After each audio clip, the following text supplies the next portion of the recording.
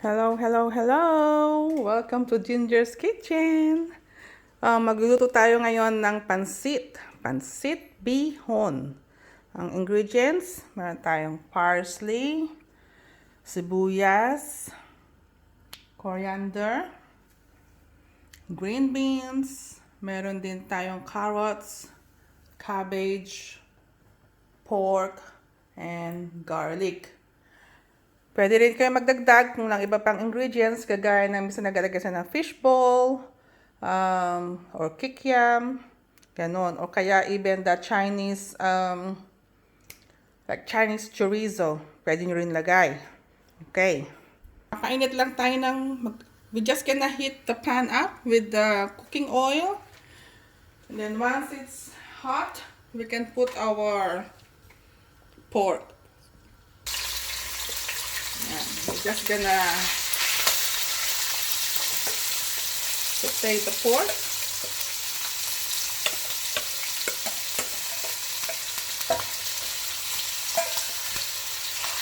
Ang ginamit ko is pork belly.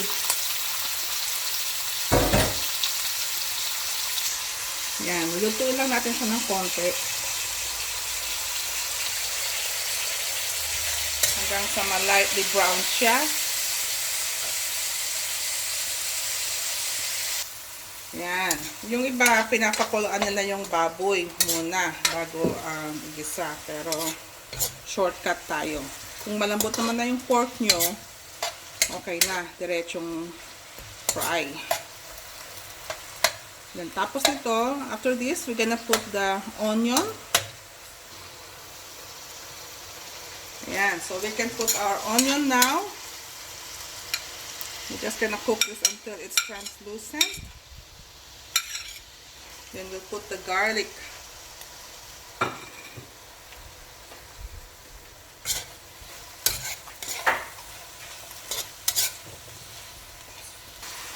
Right, and now we can put the garlic.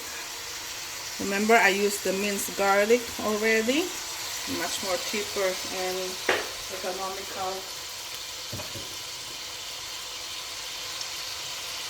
We're just gonna saute the garlic.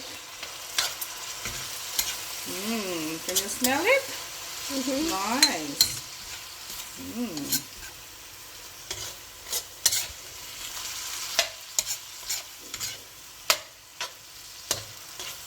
And once the garlic is cooked, we can put the carrots.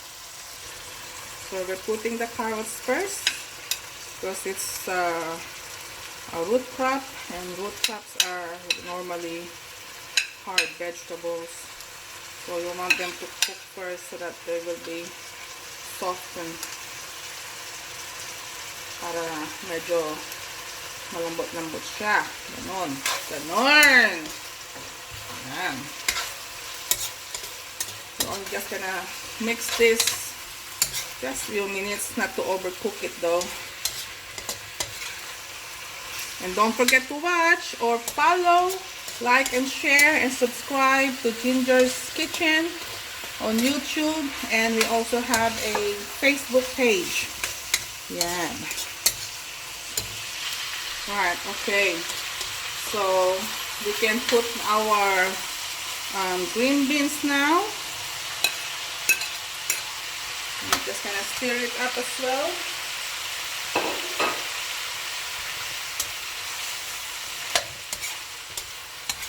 It's only like you're making a stir fry.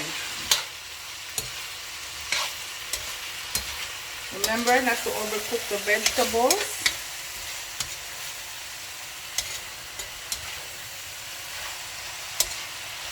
And after that, we can put the celery stalk.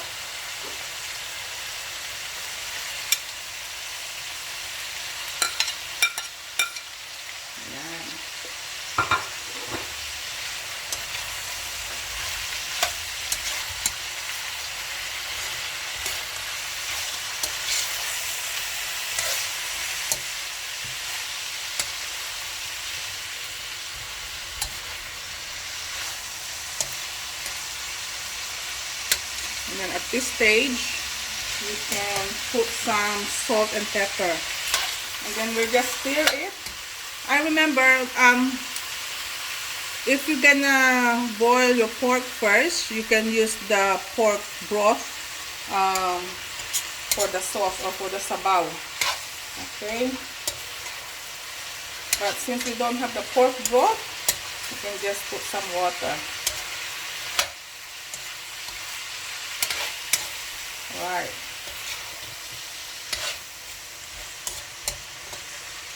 And then we can put our cabbage. I use white cabbage. So we use white cabbage. You can use roller rosso or the Savoy cabbage if you want. So whatever you got in your kitchen or fridge or your pantry. And then we're just gonna stir it. I'll cook the noodles tomorrow because I'm gonna take this to work. Yeah. Then we can just put like a cup of water. Then we're gonna cover it.